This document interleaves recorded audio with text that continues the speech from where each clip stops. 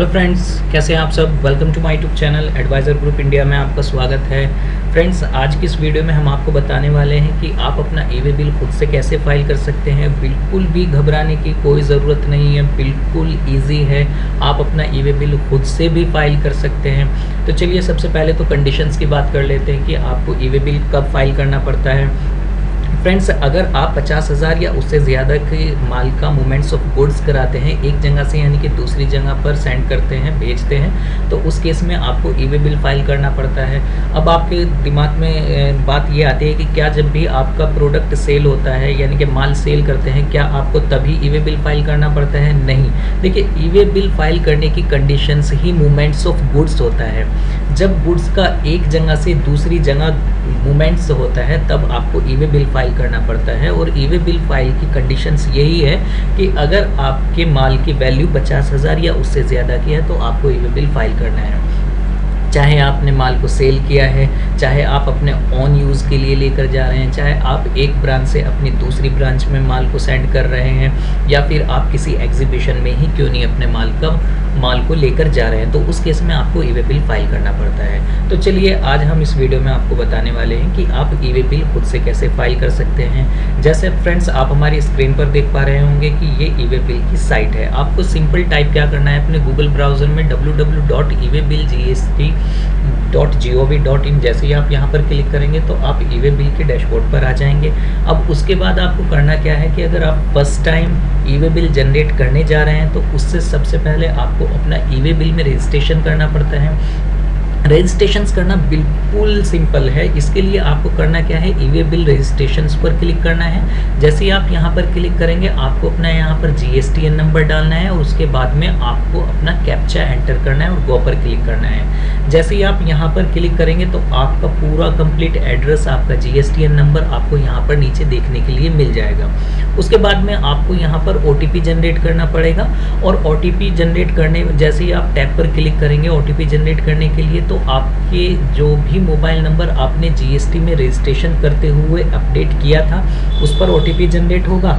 उस ओटीपी को आपको यहाँ पर सबमिट करना है और इस तरीके से आप अपना ई-वे बिल के लिए यूज़र नेम और पासवर्ड क्रिएट कर सकते हैं।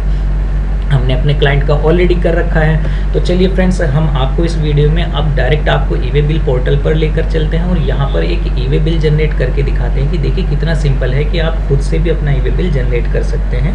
बिल्कुल भी कोई भी घबराने की ज़रूरत नहीं है। तो सबसे पहले आपको लॉगिन पर क्लिक कर लेना है। उसके बाद में यहाँ पर जैसे ही लॉगिन पर क्लिक करेंगे तो आपके सामने कुछ इस तरह का एक डैशबोर्ड ओपन होगा जहाँ पर आपको अपना यूज़र नेम, हमने अपना यूज़र नेम अपना जीएसटीएन नंबर ही रखा हुआ है तो जल्दी से हम अपना जीएसटीएन नंबर यहाँ पर डाल लेते हैं एज ए यूज़र नेम।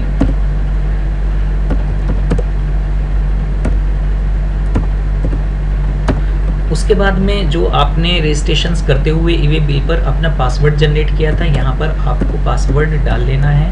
आपने अपना कुछ और पासवर्ड जनरेट कर रखा होगा तो हमने अपना पासवर्ड डाल लिया है। उसके बाद में कैप्चा जो आपको नज़र आ रहा है यहाँ पर आपको अपना कैप्चा एंटर कर लेना है। उसके बाद में लॉगिन पर जैसे ही आप क्लिक करेंगे तो आप देखिए यहाँ पर आपको ई-वे बिल के डैशबोर्ड पर हम लेकर आ गए हैं। आपने सक्सेसफुली लॉगिन कर चुके हैं। उसके बाद में आपको लेफ्ट हैंड साइड पर ई-वे बिल नज़र आ रहा है लिखा हुआ, यहाँ पर आपको स्क्रॉल करना है इसको और यहाँ पर जनरेट न्यू पर जैसे ही आप क्लिक करेंगे तो आपके सामने ई-वे बिल का फॉर्म ओपन हो चुका है। अब आपको यहाँ पर ध्यान देना है। सबसे पहले हम आपको वन बाय वन बताते चलते हैं यहाँ से आपको क्या किन किन चीज़ों को ध्यान रखना है। देखिए, ट्रांजैक्शन डिटेल आपको यहाँ पर नज़र आ रही है सॉरी। अब यहाँ पर ट्रांजैक्शन डिटेल में देखिए पहले सप्लाई टाइप नज़र आ रहा है। सप्लाई टाइप में आपको आउटवर्ड सप्लाई सेलेक्ट करनी है अगर आपने सेल किया है, और इनवर्ड सप्लाई आपको उस केस में करनी है कि अगर आपने कहीं से माल परचेज किया है तो आपको वहाँ पर इनवर्ड सप्लाई सेलेक्ट करनी है। तो हमने सेल किया है, हमने आउटवर्ड सप्लाई सेलेक्ट कर रखी है। सब टाइप में आपको यहाँ पर सप्लाई सेलेक्ट कर रखी है हमने, क्योंकि हम यहाँ पर अपने गुड्स को सेल कर चुके हैं और यहाँ पर सप्लाई कर रहे हैं अपने बायर तक। यहाँ पर अगर आप एक्सपोर्ट करते हैं तो एक्सपोर्टर यहाँ पर एक्सपोर्ट सेलेक्ट करते हैं। जॉब वर्क आप जानते ही हैं कि अगर आप किसी प्रोडक्ट का मैन्युफैक्चरिंग करते हैं और उसके कुछ पार्ट को किसी और कंपनी से बनवाते हैं और कुछ पार्ट को किसी और कंपनी से बनवाते हैं, यानी कि जॉब वर्क कराते हैं, तो उस केस में जब भी आपके रॉ मटेरियल का जॉब वर्क के लिए मूवमेंट्स ऑफ गुड्स होगा, तो उस केस में आपको जॉब वर्क यहाँ पर सेलेक्ट करना है। ऐसे ही एसकेडी, सीकेडी और लॉट्स में अगर माल को आप सेंड करते हैं तो वहाँ पर आपको ये ऑप्शन सेलेक्ट करना है। और यहाँ पर देखिए ये बड़ा ही रेयर केस होता है कि जहाँ पर मूवमेंट्स आप गुड्स तो कर रहे हैं लेकिन रिसिपेंट अननोन है, यानी कि गुड्स को रिसीव करने वाले का आपको पता नहीं कि कौन रिसीव करेगा, तो उस केस में आपको यहाँ पर रिसिपेंट नॉट नॉन पर सेलेक्ट करना है। फॉर ऑन यूज़, देखिए ये भी बहुत ही ज़्यादा मोस्ट इंपॉर्टेंट होता है। सपोज कीजिए कि आप एक जगह से दूसरी जगह शिफ्ट हो रहे हैं और आप अपने मूवमेंट्स ऑफ गुड्स तो हो रहा है क्योंकि आप शिफ्टिंग कर रहे हैं अपने गुड्स को एक जगह से दूसरी जगह, या आप अपने पर्पज़ के लिए, अपने ऑन यूज़ के लिए कोई माल परचेज करके ला रहे हैं या एक जगह से दूसरी जगह लेकर जा रहे हैं, तो उस केस में आपको यहाँ पर ई वे बिल तो तब भी फाइल करना पड़ेगा, लेकिन यहाँ पर आपको सेलेक्ट करना पड़ेगा फॉर ऑन यूज़। ठीक है। एग्जीबिशंस और फेयर्स, यहाँ पर भी बहुत सी कन्फ्यूज़न रहती है कि अगर आप अपने माल को किसी एग्जीबिशन या फेयर्स में लेकर जा रहे हैं और वहाँ पर ले जाकर आप अपने गुड्स को सेल करेंगे, लेकिन आपने अपनी फैक्ट्री से एग्जीबिशन तक के जो माल का मूवमेंट्स कराया, उस केस में आपको वे बिल जनरेट करना पड़ता है, तो यहाँ पर आपको एग्जीबिशन सेलेक्ट करना है। इसी तरीके से लाइन सेल्स होती हैं और अदर्स पर आप क्लिक कर सकते हैं। अब बात कर लेते हैं डॉक्यूमेंट टाइप की। देखिए टैक्स इनवॉइस, यहाँ पर दो डॉक्यूमेंट्स आपको देखने के लिए मिलते हैं। टैक्स इनवॉइस में आप अपने इनवॉइस में टैक्स का अमाउंट चार्ज करते हैं सामने वाली पार्टी से, और बिल ऑफ सप्लाई में आप सामने वाली पार्टी से टैक्स का अमाउंट चार्ज नहीं करते हैं। हमारे केस में टैक्स इनवॉइस है, और उसके बाद में आपको इनवॉइस का नंबर यहाँ पर लिखना है। उसके बाद में डेट यहाँ पर ऑटोमेटिक आ गई है। देखिए जैसे आप हमारे कंप्यूटर के कॉर्नर में भी देख रहे होंगे 27 जुलाई 2020, और यहाँ पर ये इसने ऑटोमेटिक 27 जुलाई 2020 ले ली है।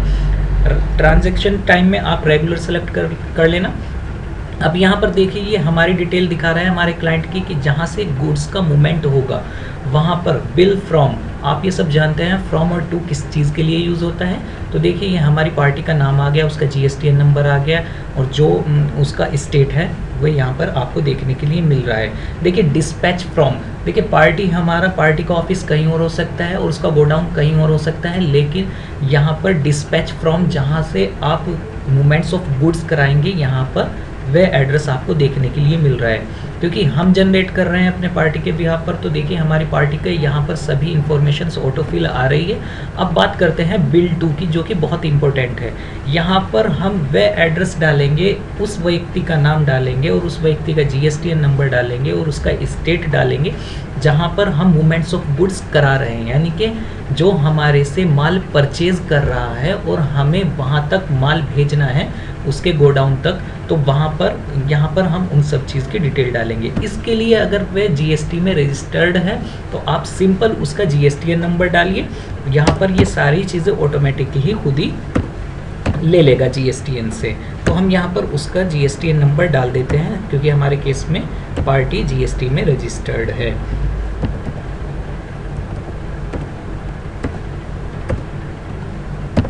देखिए जैसे ही हमने अपनी पार्टी का सिर्फ GSTN नंबर डाला तो उसने उसका नाम, स्टेट खुद ही ले लिया है, और कहाँ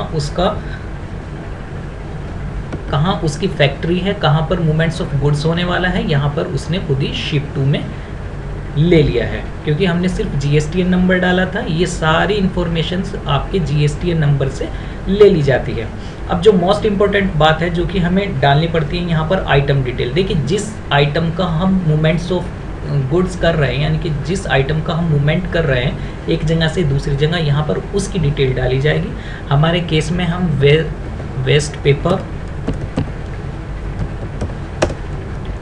वेस्ट पेपर में हमारा क्लाइंट डीलिंग करता है, और इसी तरीके से आप डिस्क्रिप्शंस में भी वेस्ट पेपर ले लेंगे या आप कुछ और भी डाल सकते हैं। उसके बाद में देखिए जिस आइटम को आप मूवमेंट्स कर रहे हैं उसका HSN कोड आपको डालना ज़रूरी है, मैंडेटरी है। आप बिना HSN कोड के अपना ई-वे बिल जनरेट नहीं कर सकते हैं। उसके बाद में आपको क्वांटिटी ले लेनी है, आप कितनी क्वांटिटी कर रहे हैं। इसके बाद में आपको उसका यूनिट यानी कि KGS हमारा किलोग्राम्स में होता है। उसके बाद में मोस्ट इम्पोर्टेंट बात है टैक्सेबल वैल्यू उस माल की कितनी है। हमारे केस में 72,300 है, और यहाँ पर आपके प्रोडक्ट के ऊपर यानी कि उस आइटम के ऊपर कितनी रेट ऑफ परसेंटेज से टैक्स चार्ज किया जाता है। तो हमारे आइटम के ऊपर 5% से टैक्स लगता है, और हमारा item with in state movement हो रहा है गुड्स का, तो उस केस में 2.5% CGST और 2.5% SGST हमने सेलेक्ट किया है।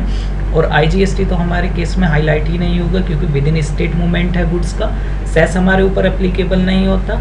इसके बाद में टोटल टैक्सेबल अमाउंट इसने यहाँ पर खुद ही ले लिया है। उसके बाद में CGST अमाउंट 1807 रुपये 50 पैसे और 1807 रुपये SGST जैसे हम GST में कैलकुलेट करते हैं, ये यहाँ पर खुद ले लिया है। IGST का तो सवाल ही नहीं होता क्योंकि with in state movements of goods है, सेस हमारे ऊपर नहीं लगता है और यहाँ पर आप 0 कर देंगे, अदरवाइज आपको ये एक पॉपअप मैसेज देगा। अब यहाँ पर बात आती है ट्रांसपोर्टेशन डिटेल की, जो कि पार्ट लास्ट है इसका बिल्कुल। यहाँ पर ट्रांसपोर्टर नेम, देखिए अगर आप अपने आइटम का जो मूवमेंट कर रहे हैं वो किसी ट्रांसपोर्टर के जरिए कर रहे हैं, यानी कि किसी ट्रांसपोर्टर एजेंसी है, GTA की सर्विसेज अगर ले रहे हैं तो आपको यहाँ पर उस GTA का नाम यानी कि ट्रांसपोर्टर का नेम और ट्रांसपोर्टर की ID डालनी ज़रूरी है। लेकिन हम यहाँ पर अपने ही गाड़ी से यानी कि अपने ऑन व्हीकल के ज़रिए अपने आइटम का मूवमेंट्स करा रहे हैं, अपनी पार्टी तक माल को सेंड कर रहे हैं, तो उस केस में हम यहाँ पर कुछ भी नहीं डालेंगे क्योंकि हम अपनी गाड़ी के ज़रिए अपने माल को भेज रहे हैं। यहाँ पर देखिए मोस्ट इंपॉर्टेंट बात है, यहाँ पर जो डिस्टेंस है मूवमेंट्स ऑफ गुड्स की वो 26 किलोमीटर इसने ऑटोमेटिक ले ली है। अब पूछोगे आप ये कैसे कैलकुलेट किया है इसने? देखिए हम जिस शहर से आइटम का मूवमेंट्स कर रहे हैं उस शहर का जो पिन होता है, पिन कोड होता है, और जिस शहर में हम माल का मूवमेंट करा रहे हैं यानी कि अपनी पार्टी तक भेज रहे हैं उस शहर का जो पिन कोड होता है, इन दोनों की डिस्टेंस को ही ये वहाँ से कैलकुलेट करता है डिस्टेंस। हमारे केस में अप्रोक्स 26 किलोमीटर बिल्कुल राइट है और यहाँ पर हम इसको ही रहने देंगे। इसके बाद में देखिए पार्ट बी जो कि लास्ट है, हमने अपना बाय रोड भेज रहे हैं। आपके केस में रेल से भी हो सकता है, एयर से भी हो सकता है, शिप से भी हो सकता है। व्हीकल टाइप रेगुलर रहने देंगे। अगर आपका कोई हैवी कैरिएज मतलब ओवर डायमेंशंस कार्गो है तो आप यहाँ पर भी सिलेक्ट कर सकते हैं। उसके बाद में देखिए व्हीकल नंबर डालना आपको बिल्कुल ज़रूरी है। अगर आप व्हीकल के ज़रिए माल को भेज रहे हैं, आपको यहाँ पर ध्यान ज़रूर ये देना है, सिर्फ जब भी आप व्हीकल नंबर डालें यहाँ पर स्पेस नहीं होना चाहिए। अगर आप स्पेस डालेंगे तो इनवैलिड फॉर्मेट यहाँ पर आपको दिखा देगा। अब आपको यहाँ से देखिए transporter document number and date, यहाँ पर आप इसको डाल भी सकते हैं, अदरवाइज इसको ब्लैंक भी छोड़ सकते हैं। इसके बाद में आप प्रीव्यू कर लीजिए। तो जैसे आप प्रीव्यू करेंगे तो देखिए यहाँ पर आपको ई-वे बिल का प्रीव्यू देखने के लिए मिल जाएगा। अब यहाँ पर आपको देखिए सारी डिटेल, ट्रांजैक्शन से डिटेल, आउटवर्ड सप्लाई थी, यहाँ पर डॉक्यूमेंट्स टाइप टैक्स इनवॉइस था, डॉक्यूमेंट नंबर आ गया, डॉक्यूमेंट डेट आ गई है, ट्रांजैक्शंस रेगुलर है, बिल कहाँ से बिल बना है और कहाँ जाएगा, मूवमेंट्स ऑफ गुड्स कहाँ पर होगा, आइटम क्या है, वेस्ट पेपर है हमारा, HSM कोड क्या है, क्वांटिटी कितनी है, केजी में है, कितनी टैक्सेबल वैल्यू है, CGST कितना चार्ज किया गया, SGST कितना चार्ज किया गया, IGST सेस हमारे केस में एप्लीकेबल ही नहीं होता। उसके बाद में यहाँ पर इस सभी इंफॉर्मेशंस के बेस पर इसने टोटल अमाउंट, टैक्सेबल अमाउंट जो कि हमने ही फिल किया था 72,300 ले लिया है। CGST अमाउंट 1807 रुपये 50 पैसे, इतना ही। SGST 1807 रुपये 50 पैसे। IGST हमारे केस में नहीं होता क्योंकि with in state movements of goods है। और इसके बाद में यहाँ पर ट्रांसपोर्टर डिटेल देके बाय रोड हम अपने प्रोडक्ट्स का मूवमेंट्स करा रहे हैं। अप्रोक्सीमेट डिस्टेंस 26 किलोमीटर रहने वाली है। ट्रांसपोर्टर नेम नहीं है क्योंकि हम अपने ऑन व्हीकल नंबर से कर रहे हैं। इसी तरीके से ट्रांसपोर्टर ID भी नहीं होगी क्योंकि हम अपने ऑन व्हीकल से माल को भेज रहे हैं। ट्रांसपोर्टर डॉक्यूमेंट्स नंबर वगैरह डेट यहाँ पर आ गई है। पार्ट बी में व्हीकल नंबर आ गया है। इसके बाद में आपने सब चीज़ें चेक कर ली है तो बैक आइए और यहाँ पर आप सिंपल सबमिट कर दीजिए। देखिए यहाँ पर क्या ये इंफॉर्मेशंस दे रहा है, कुछ अलर्ट दे रहा है, इसको पढ़ना जरूरी है। If document number is prefixed with 0 और स्लैश और character it will be removed. Do you want to continue with generate of e-way bill? देखिए हम यहाँ ये क्या कह रहा है कि अगर आप if document number is prefixed with 0 और स्लैश और characters it will be removed, ये माना जाएगा कि माल रिमूव हो चुका है। Do you want to continue with generate of e-way bill? हम कर लेते हैं ओके। और यहाँ पर देखिए आपका ई-वे बिल जनरेट हो गया है। ये आपको देखिए ई-वे बिल बार कोड भी देखने के लिए मिल रहा है, जिसको आपके अगर गाड़ी चेक होती है तो वहाँ पर आप इसको चेक भी कर सकते हैं। इस तरीके से फ्रेंड्स आप अपना ई-वे बिल जनरेट कर सकते हैं। उसके बाद में आपको डिटेल्ड को प्रिंट कर लेना है। यहाँ पर आपको प्रिंट कर लेना है। तो देखिए इस तरीके से आपके सामने ई-वे बिल जनरेट हो चुका है। यहाँ पर आप प्रिंट करके इसको सेव कर सकते हैं और इसका प्रिंट आउट ले सकते हैं। तो फ्रेंड्स चलिए फिर मिलते हैं किसी नेक्स्ट वीडियो में किसी नेक्स्ट टॉपिक के लिए। तब तक के लिए आप अपना बहुत ख्याल रखिए और इसी तरीके से हमारे यूट्यूब चैनल को देखते रहिए। Thank you so much.